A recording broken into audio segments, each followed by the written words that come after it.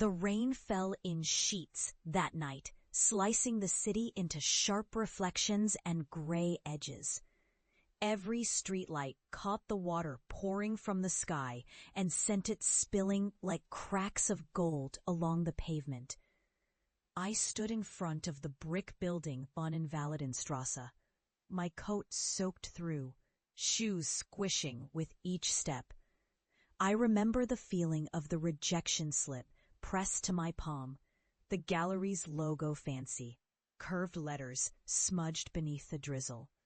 The curator, a thin-lipped woman named Claudia, hadn't met my eyes as she said it. "We just don't see the relevance here. Maybe try commercial spaces?"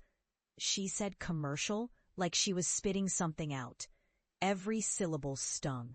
I wanted to ask her if relevance grew like mold somewhere on the east side of Berlin. Instead, I nodded, left before she could close the doors herself. I had left my family's flat in Neukölln hours earlier, still nursing the hope that this time someone would see something beyond the code, beyond the rules.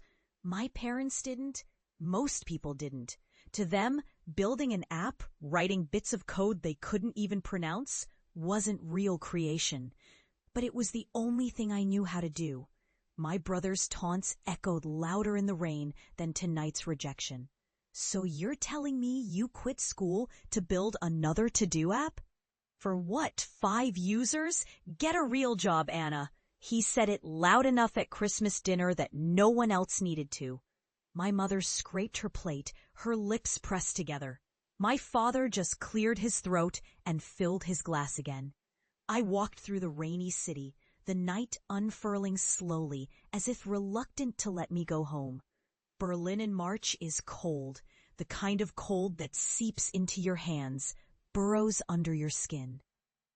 I wandered past shuttered kiosks, kebab stands still glowing in the blue neon, bicycles chained to railings with their seats glistening.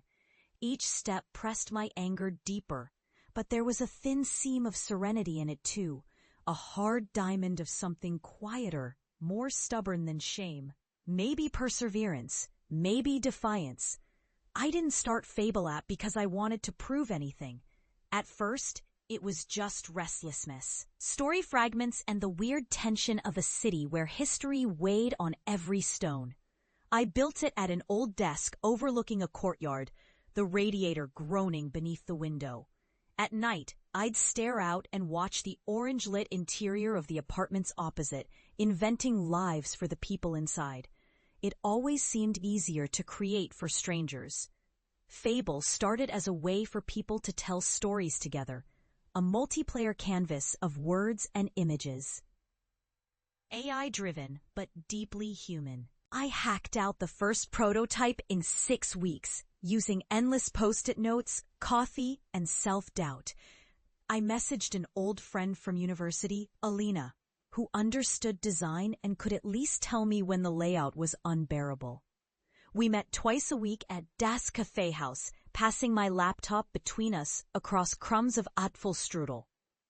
"People want to be seen, Anna," she said once, circling a sketch on her iPad. "If this helps them say, 'Look, this is me,' without embarrassment." You're onto something. I didn't tell her how much I needed that myself. I pushed Fable into every inbox, startup Slack channel, and virtual accelerator I could find. Berlin chewed up tech hopefuls for breakfast and spat them back out as payroll consultants and lost souls. Investors passed, too niche. AI content will be commoditized, not scalable enough. The funding rounds happened without me. The networking parties were rooms where I hovered on the edge, clutching a flat beer.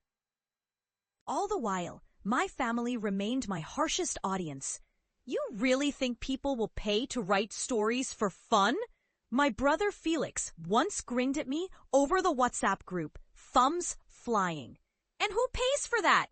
10-year-olds with phones?" None of them saw the numbers trickle in. 30 users, then 200, 1,000.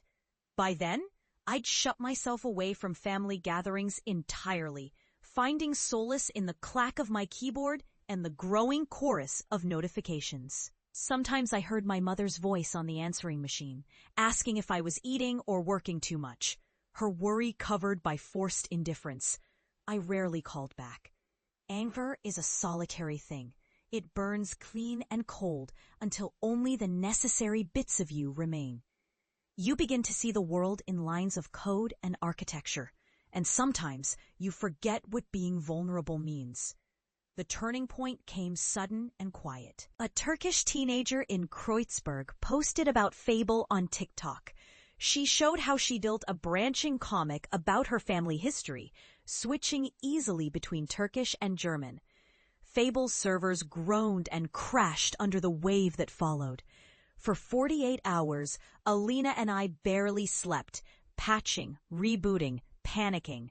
By Monday, we had 5,000 signups, streams of new users, articles blinking into existence with our name in the headline.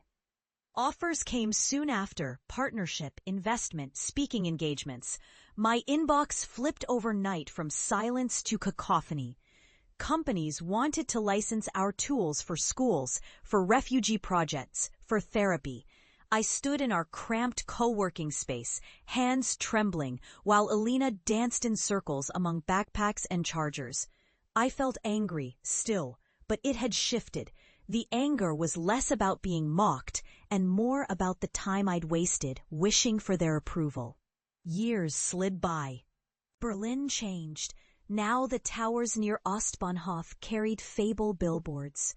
Some nights, I'd see groups of kids in Görlitzer Park, hunched over their phones, laughing at some story they built together using our app. I still worked late, slept badly, and trusted no success to last. Scar tissue builds in private, but when you succeed, people remember where you came from, or pretend to. My family, who had watched me slip away in the name of focus, surfaced again. Invitations came in backward ways. A cousin's wedding, a birthday I was sure to dodge. I took none of them. But the call from my mother was different. Her voice, thin and careful. Papa's birthday this March. He's turning 70. Come? I said nothing at first, the silence stretching out.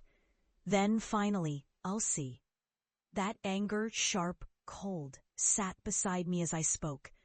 But I felt the serenity now, too. The hard shell I'd grown giving way to something else. Maybe curiosity, maybe forgiveness. On the night of his birthday, Berlin was restless and wet, but less harsh than years ago. The flat in Neukölln was warm, the light on the stairwell yellow and sticky. I heard the laughter before I even rang the bell, my brother's voice, my cousin's, the scrape and clatter of plates. My mother's face softened when she opened the door. She held me for a moment longer than I expected. My father stood across the room, stoic, hands on his hips, his hair now fully gray. Felix came over quickly, half smile on his lips. Look at you, rich and famous, eh? It was a strange feeling. For years I rehearsed what I'd say, how I'd gloat, how I'd shove success in their faces. But standing in their kitchen, the tiles unchanged, the clock ticking in that slow, familiar way, the anger faded. Serenity settled in. After dinner, talk turned to work. Always an awkward, narrow topic here. Felix started, glass in hand. You know Anna's the reason our cousin Marta's school bought those apps? His voice had that old edge, but it was different now. Curiosity instead of contempt. My Uncle Dieter spoke next.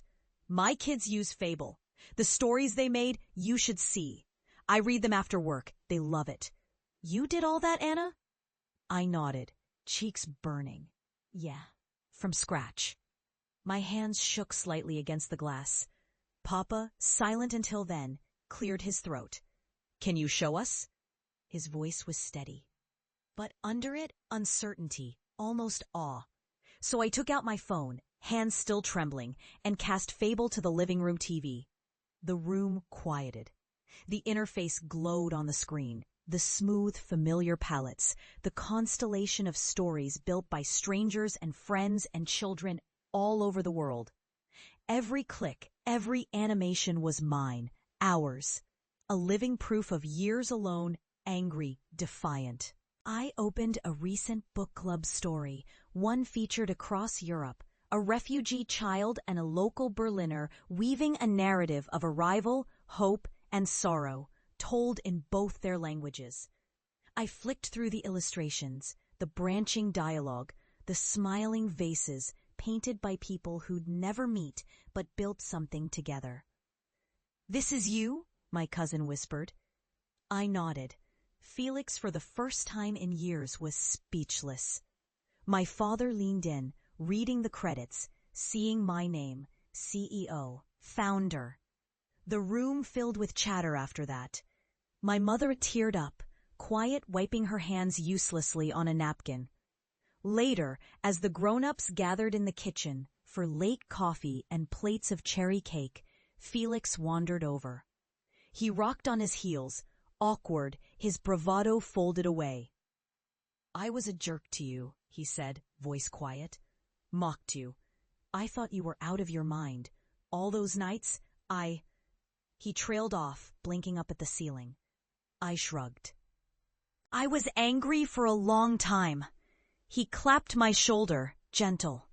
"Guess I owe you for making us look cool." His old grin softened now.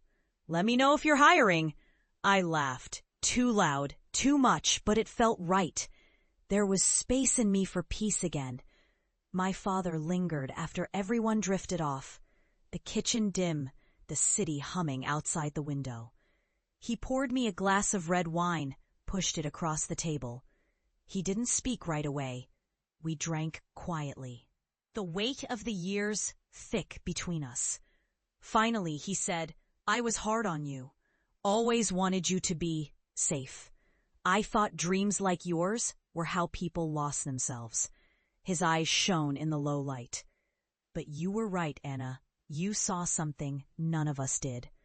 I closed my eyes. The anger was gone, replaced by a tired, crystalline serenity. It felt like breathing for the first time. I left late that night, the city glimmering, the rain only a memory, the rejection slip from years ago dried and faded somewhere at the bottom of a drawer I no longer needed to open. Outside, the air tasted of spring, sharp with hope and new beginnings. My footsteps were softer now, less careful. I walked slowly, the streetlights drawing gold seams all the way home.